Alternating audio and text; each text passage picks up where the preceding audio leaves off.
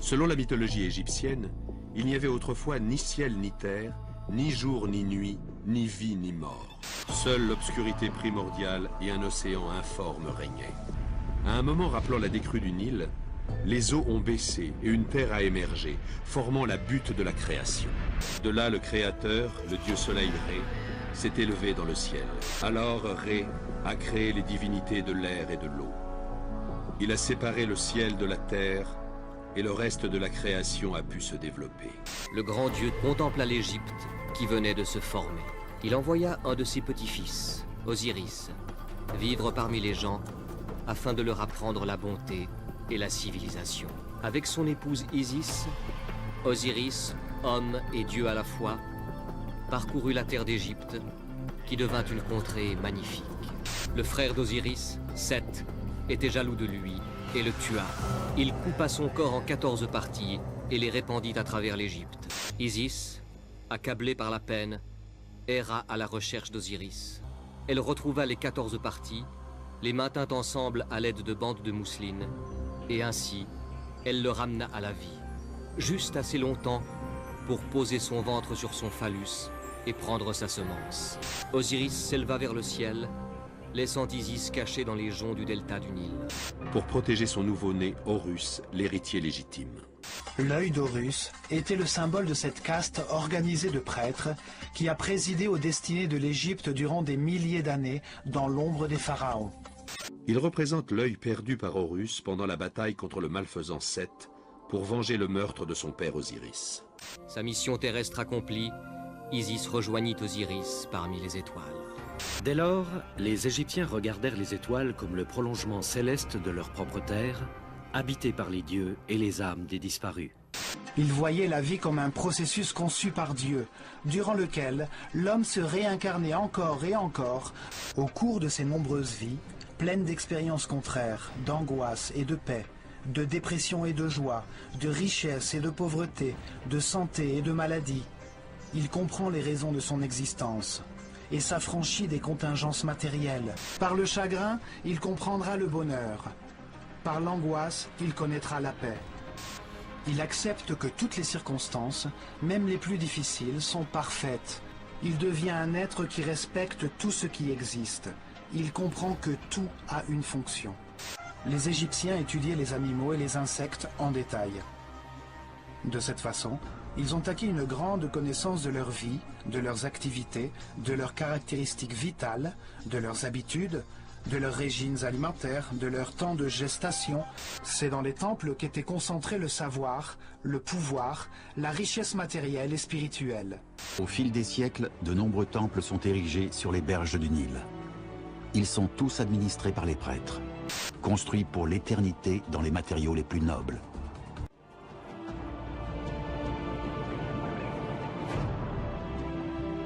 Les ruines témoignent aujourd'hui encore de la splendeur de l'ancienne capitale. Des constructions gigantesques en blocs de pierre de plusieurs tonnes. Des murs recouverts de fresques colorées.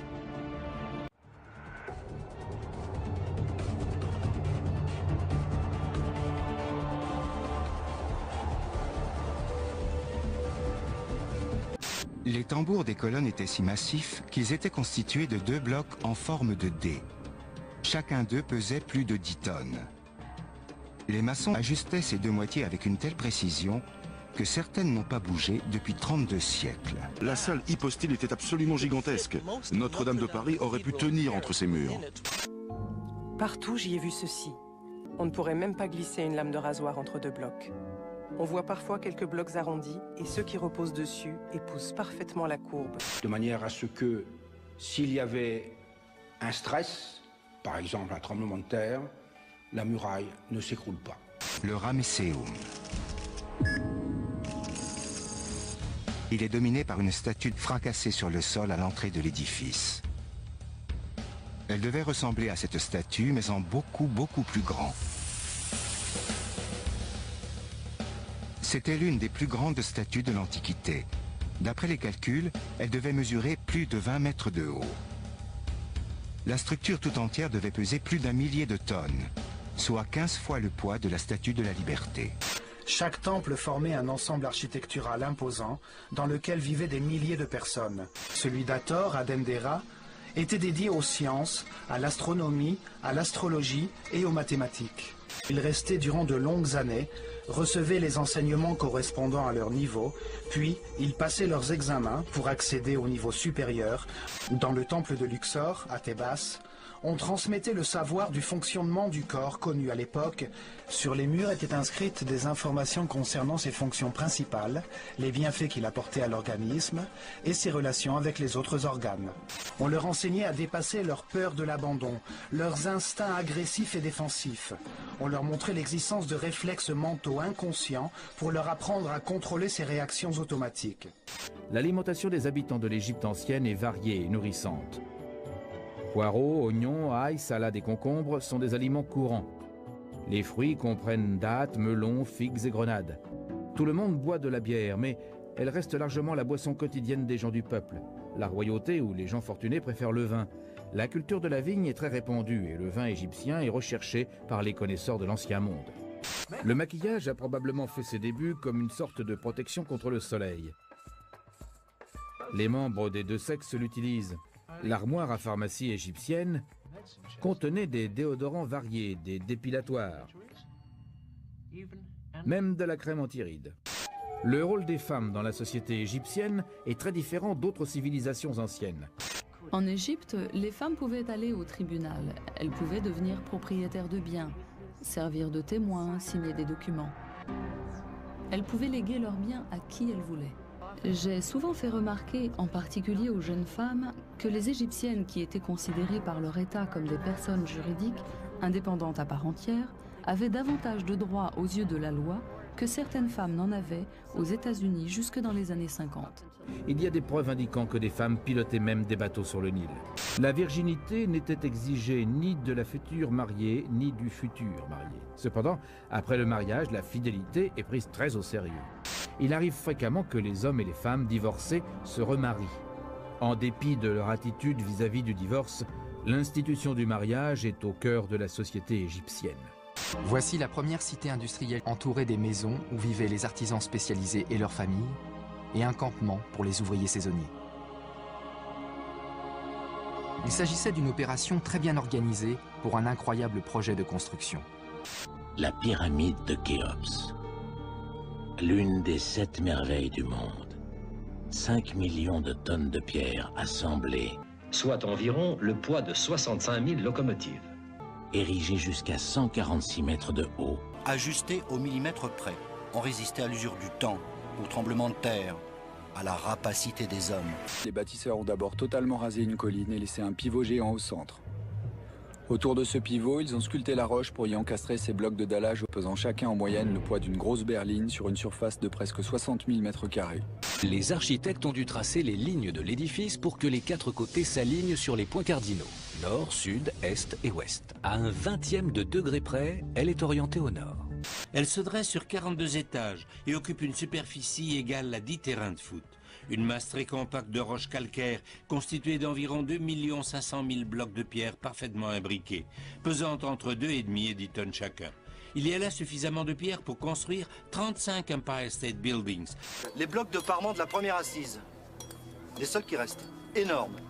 Eric est assis au coin du premier d'entre eux, tu vois la taille. Remarque l'exactitude de la pose. Ils ont été posés sur un socle rendu parfaitement horizontal, par rabotage et ponçage. Ils ont été lissés en dessous, bien sûr, avant d'être posés et lissés au-dessus pour recevoir le bloc suivant. Les joints sont parfaits, à peine visibles. Une fois l'ouvrage achevé, la grande pyramide de Gizeh était recouverte de milliers de plaques. Et certaines sont encore visibles au sommet de la pyramide de Képhren. Les blocs de revêtement en calcaire qui, au sommet de Képhren, ont échappé à la rapacité des marchands de pierre, sont d'une taille impressionnante. Leur insertion en écaille, au bord du vide, jusqu'à 140 mètres de haut, est une prouesse qui défie l'imagination.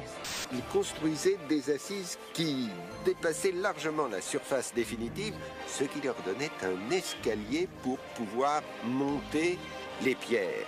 Ils n'avaient ni animaux domestiques ni roues assez forts pour porter de tels poids, mais cependant, ils y sont parvenus. C'est donc avec des burins de cuivre, des maillets de pierre, des cordes de chanvre et beaucoup d'astuces qu'ils auraient réalisé la dernière des 7 merveilles du monde antique et la seule encore visible de nos jours. Depuis 1930, le docteur Haddon Edwards s'est construit une réputation d'autorité mondiale en matière de pyramides. Il admet que les étoiles ont joué un rôle dans leur construction. La ceinture d'Orion. Elle comprend 2 étoiles brillantes et une 3e plus terne à l'écart. La taille et la position des 3 pyramides de Gizeh semblent rappeler celle des 3 étoiles. La Grande Pyramide, quelles que soient ses autres fonctions, est un cadran solaire, un calendrier et un observatoire astronomique. La pyramide produisait une ombre de 82 mètres de long au milieu de l'hiver. Au milieu du printemps, l'ombre se réduisait à 0. On pouvait s'en servir pour déterminer les heures de la journée, les saisons ou l'année astronomique. Il n'y a pas que l'extérieur du bâtiment qui soit extraordinaire. L'intérieur s'organise en un labyrinthe de chambres et de galeries. Je suis un peu essoufflée car je viens de gravir plus de 35 mètres sur ces énormes marches. Mais ça en valait la peine car je suis maintenant au cœur même de la Grande Pyramide. Je me trouve dans ce qui s'appelle la Grande Galerie. La Grande Galerie. Des blocs de granit énormes. Parfaitement ajustés. La chambre haute est parfaitement horizontale et verticale et sa précision de réalisation est supérieure à celle des constructions modernes. Est-ce qu'un tel gigantisme était nécessaire pour faire un simple coffre-fort à momies? Aucune dépouille de pharaon n'a jamais été découverte dans une pyramide. Ah, les pyramides sont autre chose que des tombeaux. C'est ahurissant.